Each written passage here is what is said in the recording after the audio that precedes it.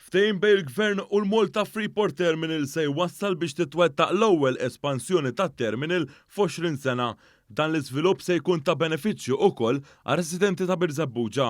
Il-ftehim se jwassal biex b'investiment ta' iżjed minn 100 miljun euro jiġi estiż il-Malta Tramuntana u wkoll dak tal-Punent f'Terminal 2 biex bekk jiżgura li l-faċilità tal-port ħieles tkun tiflaħ għal vapuri tal-containers ġodda u futuri li jaħdmu bl-LNG li t-tul tagħhom illum diġà jaqbes l-erba' grounds tal-futbol. Dan tħabbar waqt konferenza l-aħbarijiet tal-Gvern bit-tema inwettqu flimkien mill-Ministru responsabbli mill-Ekonomija u l-Artijiet Silvio Xkembri. Il-Freeport se jċedi dritt li jkun hemm krejnijiet fuq il-moll tal-Punent f'Terminal 1 li għal eqreb ta' residenti ta' Birzebbuġa. Dan fil-waqt li dan il-ftehim se jwassal biex l-attività ta' roll-on roll-off ma tkunx tista' ssir bil-lejl u bekk se jitnaqqas l-inkonvenjent ta' residenti. Il-kap eżekuttiv tal-Malta Freeport Corporation, David Magro, ikkummenta li dan il-proġett se jkompli ikabbar lil port ħieles anke sabiex ikompli jgħin fit tkabbir ekonomiku waqt li huwa wkoll investiment soċjali. Dan hekk kif il-Freeport se tagħti kontribut addizzjonali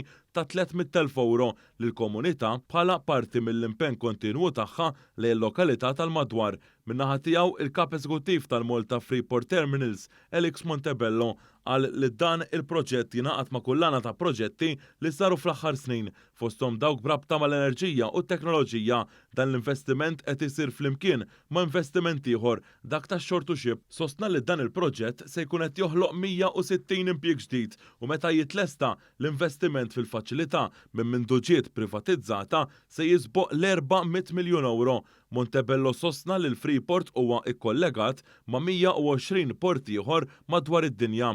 Hija kruċjali sabiex inżommu l-kompetittività tagħna għalli nkunu nistgħu naħdmu vapuri li llum għadhom qegħdin fuq id-drawing board imma li għadha pitada jibdew jgħaddu mill-portijiet fil-Mediterran.